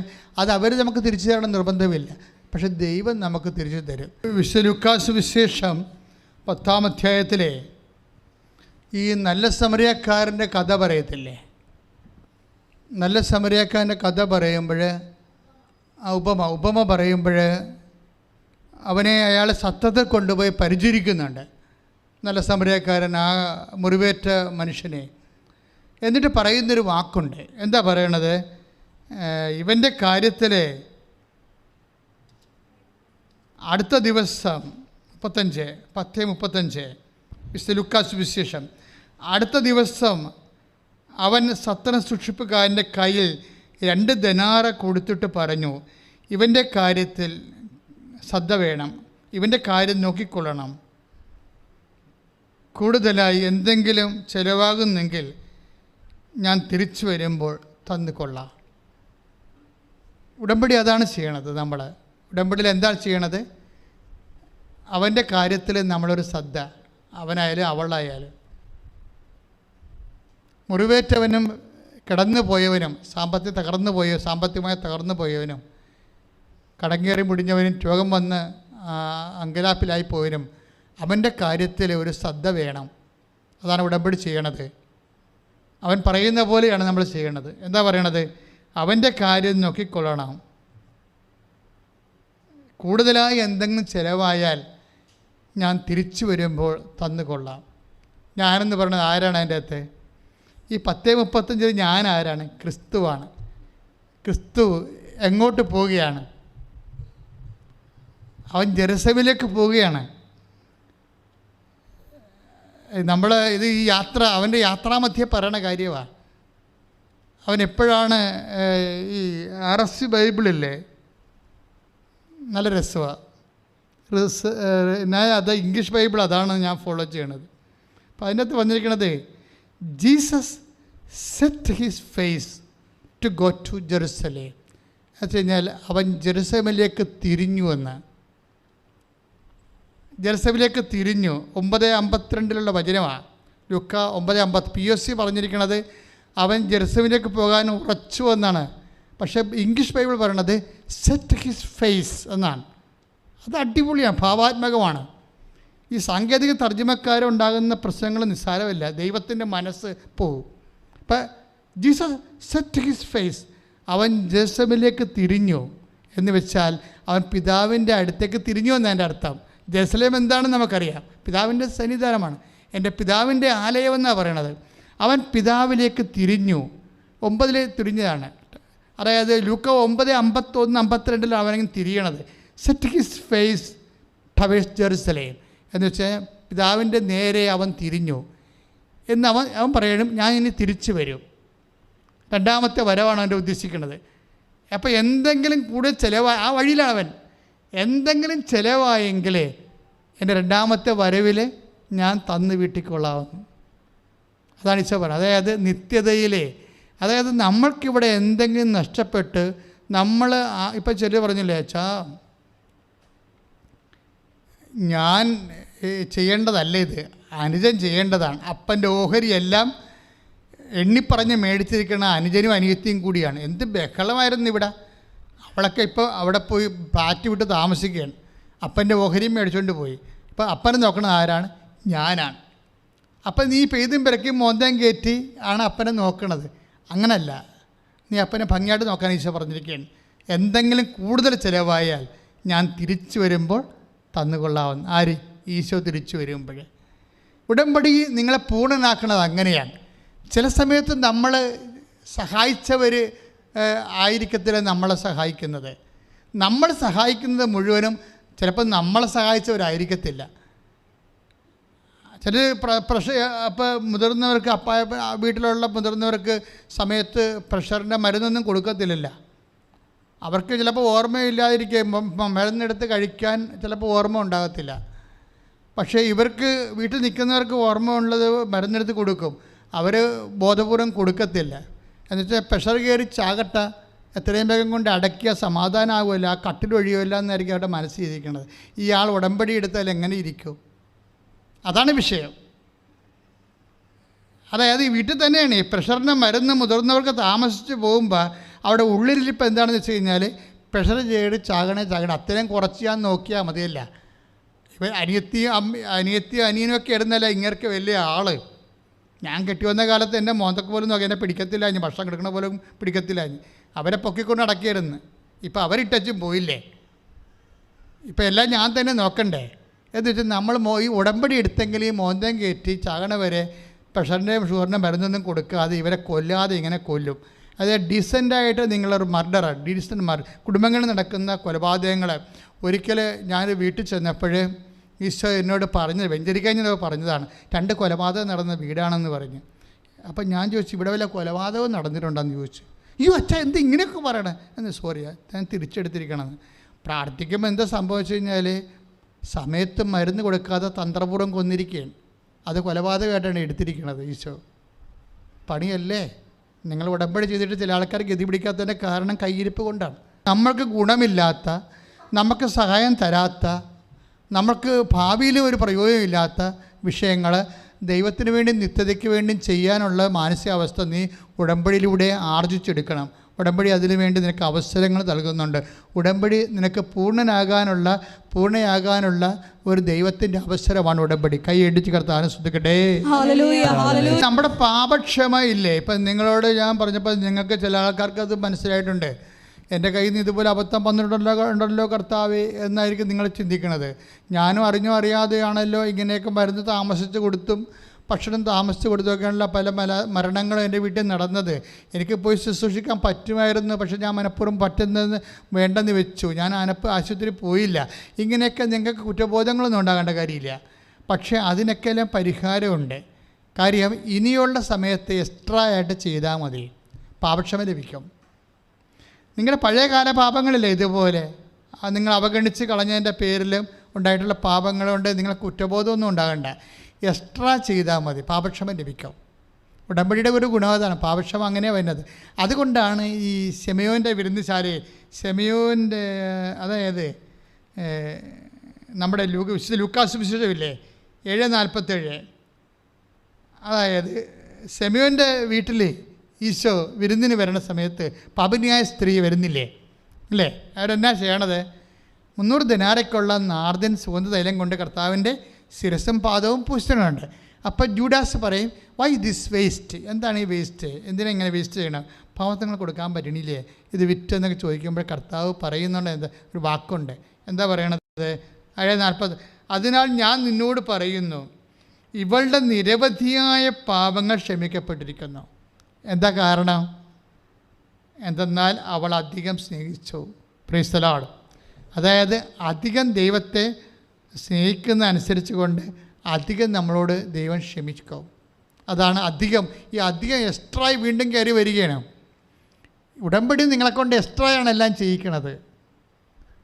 ഞാൻ പിന്നെ 4 പുതുക്കിയിട്ട് മെസ്സേജ് എടുക്കാൻ വേണ്ടി എടുക്കുന്ന സമയത്ത് വരുമ്പോൾ ഞാൻ പറയും 5 പുതുക്കിയിട്ട് വരാൻ പറയും. എന്താ കാര്യം? അവിടെ ഒരുമാതിരിപ്പെട്ട കാര്യങ്ങളെല്ലാം നടന്നിട്ടുണ്ട്. പിന്നെ ഒരു കാര്യത്തിൽ മെസ്സേജ് എടുക്കണം. അപ്പോൾ അതുകൊണ്ട് അവർ വീണ്ടും വർക്ക് ചെയ്യട്ടെന്ന് പറയും. ഞാൻ ഇവിടെ തന്നെ ഒന്ന് വിളിച്ച് പറയാം, നിങ്ങൾ ഒന്നുകൂടി പുതുക്കിയിട്ട് വരാൻ പറയും ഉടമ്പടി. എന്താ കാര്യം? ഈ എക്സ്ട്രായാണ്. പക്ഷേ ചെയ്യുമ്പോൾ ബോധം ഉണ്ടാകണം, എന്തിനാണ് എക്സ്ട്രാ ചെയ്യിക്കണമെന്ന്. എന്താ ചെയ്യിക്കണത്? അതായത് ഇത് എല്ലാ പരിചരണങ്ങളും ശുശ്രൂഷകളും എല്ലാം, അല്ലെങ്കിൽ സുവിശേഷ പ്രചരണങ്ങളും എല്ലാം കർത്താവ് സുഗന്ധലേപനം പോലെ ശുശ്രൂഷയായിട്ടാണ് എടുക്കുന്നത്.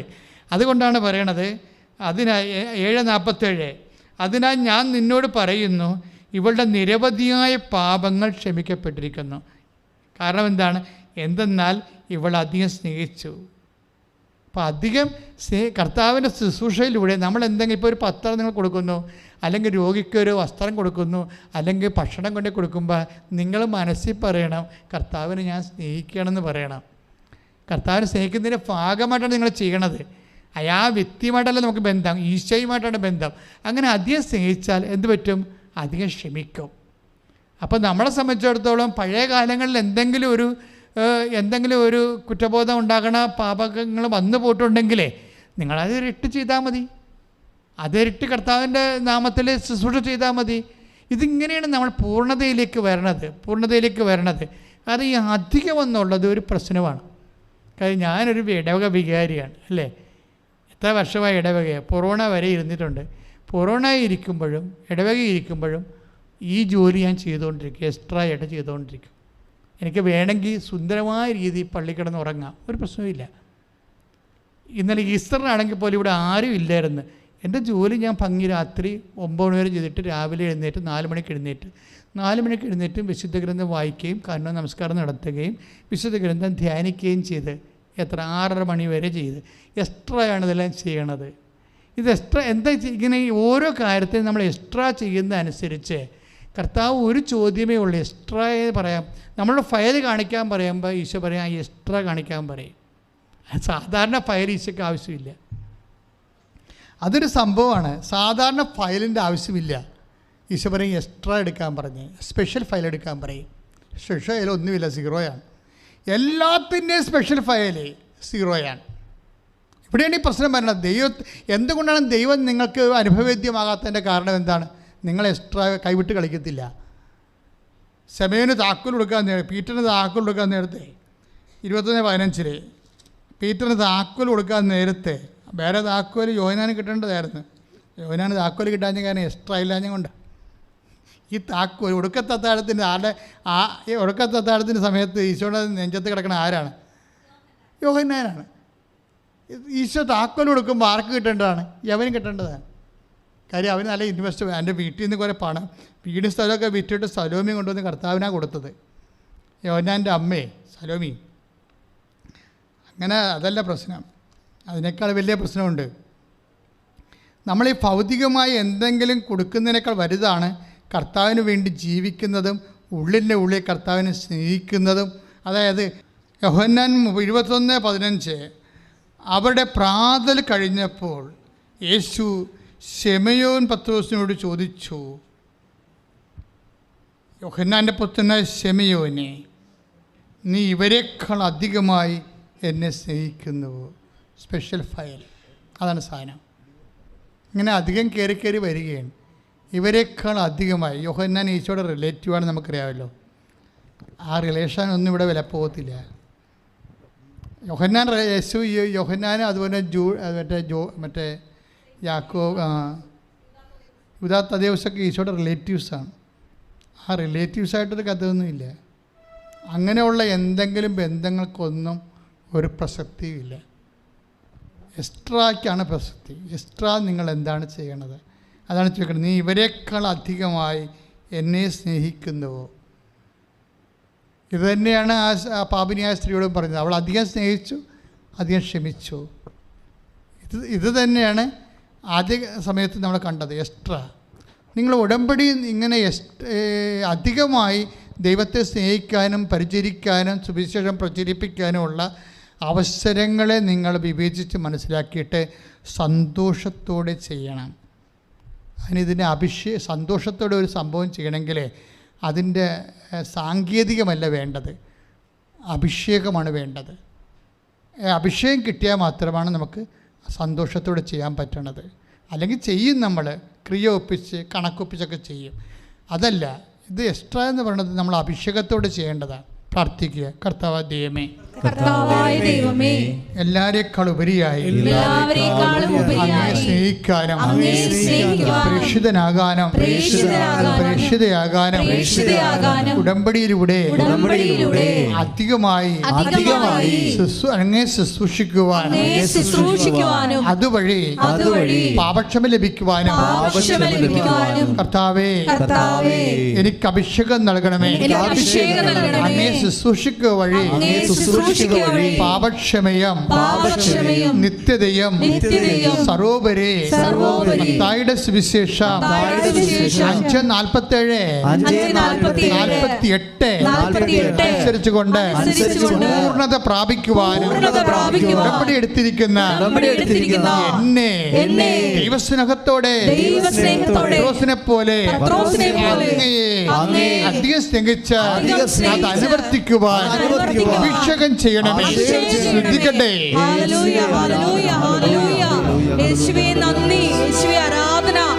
എല്ലാവരും എഴുന്നേൽക്കുക. കൈകളെടുത്തിക്കൊണ്ട് കർത്താവിനെ ശ്രദ്ധിക്കട്ടെ. ഹല്ലേലൂയ. Hallelujah, hallelujah, hallelujah. യേശുവേ നന്ദി, യേശുവേ ആരാധന. Hallelujah, hallelujah. യേശുവേ ഞങ്ങളുടെ ആത്മനൊമ്പരങ്ങള് എല്ലാവരെക്കാളും ഉപരിയായി അറിയുന്നവനെ, എല്ലാ നൊമ്പരങ്ങളെയും ദിവ്യകാരുണ്യനാഥ നിന്റെ മുമ്പിൽ സമർപ്പിക്കുന്നു. ഞങ്ങളെ നീ ഏറ്റെടുക്കണമേ എന്ന് പ്രാർത്ഥിക്കുന്നു. Hallelujah, hallelujah. യേശുവേ നന്ദി, യേശുവേ ആരാധന.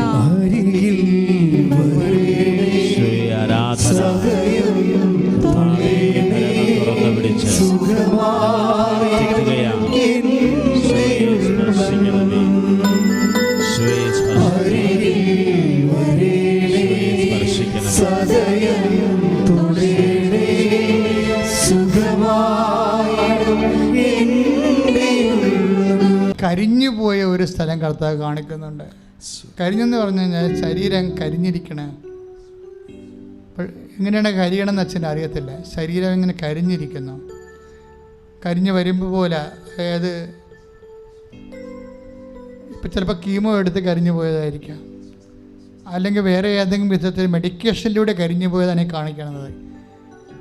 ചികിത്സയുടെ ഭാഗമായിട്ട് കരിഞ്ഞ് കറുത്തുപോയ ശരീരഭാഗങ്ങളെ, ആ രോഗങ്ങൾ ഇപ്പോഴവിടെ നിലനിൽക്കുന്നുണ്ടെങ്കിൽ ഇപ്പോഴും ഈശോ അതിനെ സൗഖ്യപ്പെടുത്തിക്കൊണ്ടിരിക്കുന്ന സമയമാണ്. ശ്രുതികടെ ഹല്ലേലൂയ. ഒരു മൂക്ക് ഇങ്ങനെ മെസ്സേജിൽ വരുന്നുണ്ട്. ചിലപ്പോൾ മൂക്കിൽ സിസ്റ്റ് ആകാം, അല്ലെങ്കിൽ മൂക്ക് ഏതെങ്കിലും തരത്തിലുള്ള ഡിസോർഡർ ആയിരിക്കാം. മൂക്കിന് രോഗമുള്ളവർ മൂക്കിൽ തൊട്ട് പ്രാർത്ഥിക്കേണ്ടതാണ്. ഇപ്പോഴവരെ കർത്താവ് സൗഖ്യപ്പെടും. നിങ്ങൾക്ക് സാക്ഷ്യം പറയാൻ പറ്റുന്ന രീതിയിൽ കർത്താവ് നിന്റെ നാസികയെ സ്പർശിച്ചു കൊണ്ടിരിക്കുന്നു. ശ്രുതിക്കട്ടെ.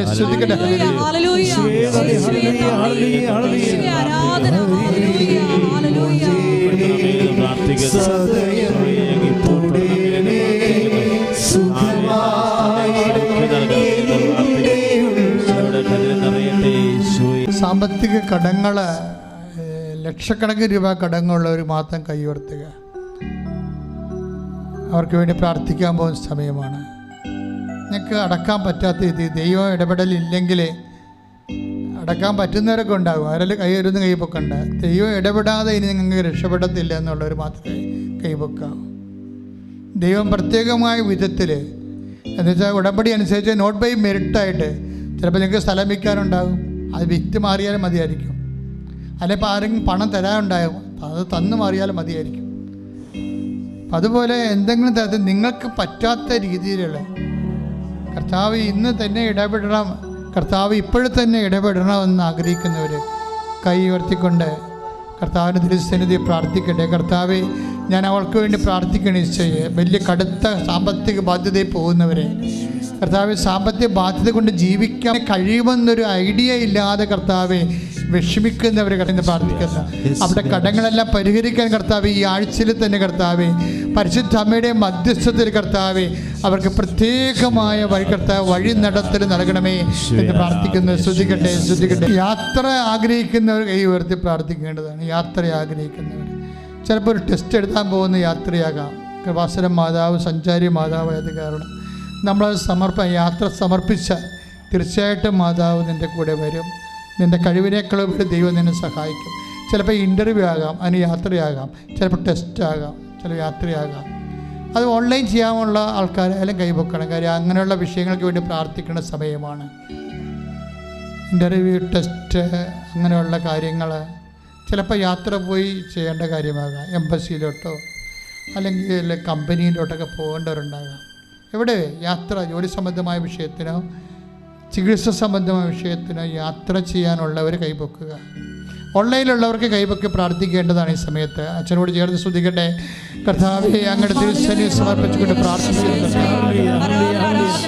കർത്താവെ, ഈ മാസം നടക്കുന്ന, ആഴ്ചയിൽ നടക്കാൻ പോകുന്ന മുഴുവൻ യാത്രകൾ, ജോലിക്ക് വേണ്ടിയുള്ള യാത്രകൾ, ചികിത്സയ്ക്ക് വേണ്ടിയുള്ള യാത്രകൾ, സാമ്പത്തികമായ കാര്യങ്ങൾക്ക് വേണ്ടിയുള്ള യാത്രകൾ, മക്കളുടെ കാര്യങ്ങൾക്ക് വേണ്ടിയുള്ള യാത്രകൾ, വിവാഹത്തിൻ്റെ ഒരുക്ക യാത്രകൾ, കർത്താവെ, മറ്റെല്ലാ ചികിത്സാ യാത്രകൾ, എല്ലാ യാത്രകളും സഞ്ചാരി മാതാവായ പരിശുദ്ധ അമ്മയുടെ മധ്യസ്ഥത്തിന് സമർപ്പിക്കുന്നു. ദൈവത്തിൻ്റെ കരുണ അവരിലേക്ക് ആവശ്യിക്കട്ടെ. ദൈവത്തിൻ്റെ സാന്നിധ്യം അമ്മാവസിലേക്ക് പോയ ശിഷ്യന്മാരുടെ കൂടെ സഹയാത്രികയായി കൂടി യേശുവും കർത്താവെ എലിസബത്തിന് ഭവനത്തിലേക്ക് സഞ്ചരിച്ചു പോയ അമ്മയുടെ മധ്യസ്ഥത ലഭിക്കട്ടെ. ശ്രദ്ധിക്കട്ടെ. ആഗ്രഹിക്കുന്ന മക്കളെ സംരക്ഷണം നൽകണമേ. അവിടെ അരികിൽ വരണമേ. കൂടെ ഉണ്ടാകണമേ.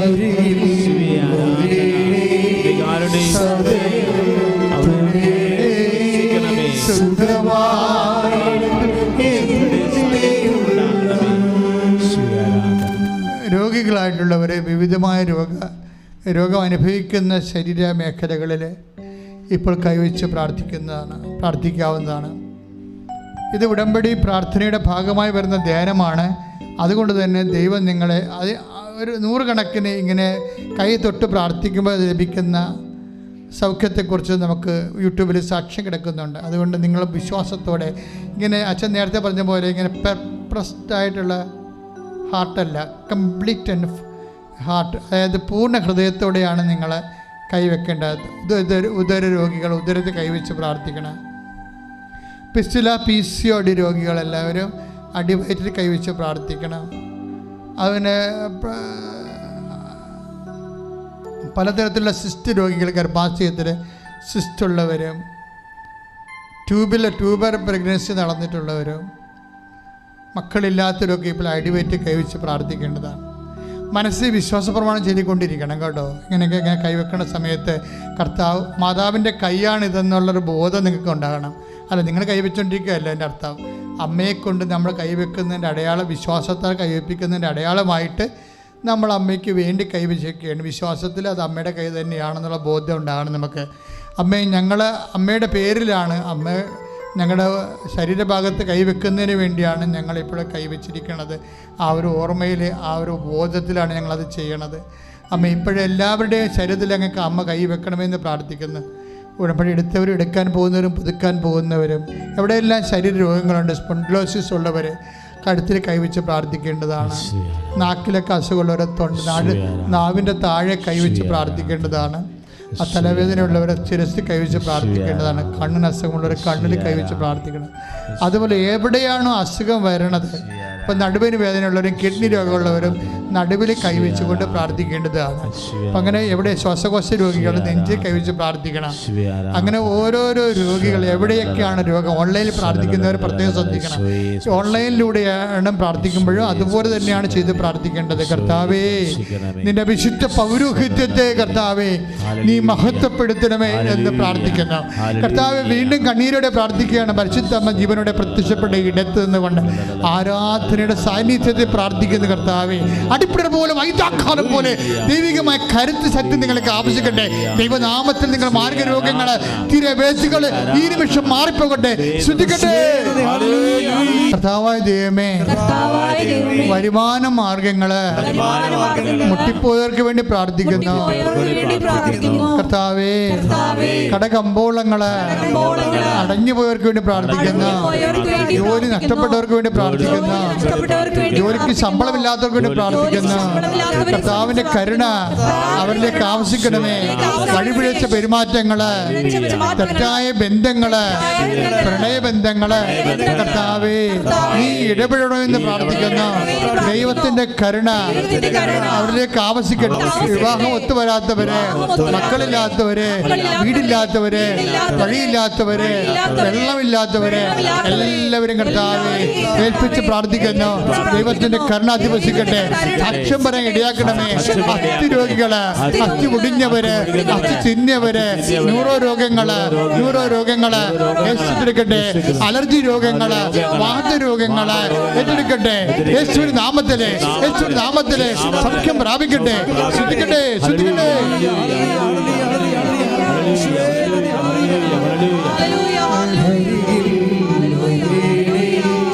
സദയം തുടരെ സുഖമായി കരങ്ങൾ ഉയർത്തിക്കൊണ്ട് സ്തുതിക്കട്ടെ. Hallelujah, hallelujah. ഇരുകരങ്ങൾ ഉയർത്തി സ്തുതിക്കട്ടെ. യേശുവേ ആരാധന, യേശുവേ ആരാധന. കർത്താവേ ആരാധന, ആരാധന. Hallelujah, hallelujah. കർത്താവേ കൈകൾ ഉയർത്തി ശക്തമായി സ്തുതിക്കട്ടെ. Hallelujah, hallelujah. ഇതാ കർത്താവ് നിങ്ങളെ ആശീർവദിക്കുന്നു, നിങ്ങളുടെ കുടുംബങ്ങളെ ആശീർവദിക്കുന്നു, നിങ്ങളുടെ മക്കളെ ആശീർവദിക്കുന്നു. ഉടമ്പടിയിൽ വെച്ച ഓരോ നിയോഗങ്ങൾ ഏറ്റെടുക്കുന്നു. അനേകായിരം പേര് കർത്താവേ പരിശുദ്ധമ്മയുടെ മാതൃശക്തിയിൽ ആശ്രയിച്ച് ബഹുമാനപ്പെട്ട ജോസഫിന്റെ കയ്യപ്പ് ശുശ്രൂഷ സ്വീകരിച്ചു പോയ രോഗികളെ ഈശോ തൊഴുന്ന നിമിഷമാണ്. ദൈവത്തിന്റെ ശക്തി നിറയട്ടെ. Hallelujah, hallelujah, hallelujah. കൃപാസനം സംഭരിച്ച പരിശുദ്ധമ്മയുടെ പ്രത്യക്ഷീകരണം തിരുസഭ ഏറ്റെടുക്കുന്നതിന് വേണ്ടി കർത്താവേ, തിരുസഭയുടെ മേൽ ദിവികാരുണ്യത്തിന്റെ ശക്തി അഭിഷേകമാകണമേ കർത്താവേ. ആണ് ജോസഫിനെ പ്രാർത്ഥിക്കുന്നു. കൃപയ്ക്ക് മേൽ കൃപ നൽകി കർത്താവേ, ജനതകൾക്ക് വേണ്ടി ഉപകരണം ഉപയോഗിക്കണമേ എന്ന് പ്രാർത്ഥിക്കുന്നു. ശക്തി ഒഴുകട്ടെ. Hallelujah, hallelujah, hallelujah, hallelujah, hallelujah. ഇന്നേവരും കൃപാസനം വന്നു പോയ ഓരോ മക്കളെ സ്പർശിക്കണമേ. യേശുവേ ആരാധന. പരിശുദ്ധ പരമ ദിവ്യകാരുണ്യത്തിന് ആരാധനയും സ്തുതിയും പുകഴ്ചയും ഉണ്ടായിരിക്കട്ടെ. ആരാധന. പ്രത്യക്ഷീകരണമാതാവേ, ഞങ്ങൾക്ക് വേണ്ടി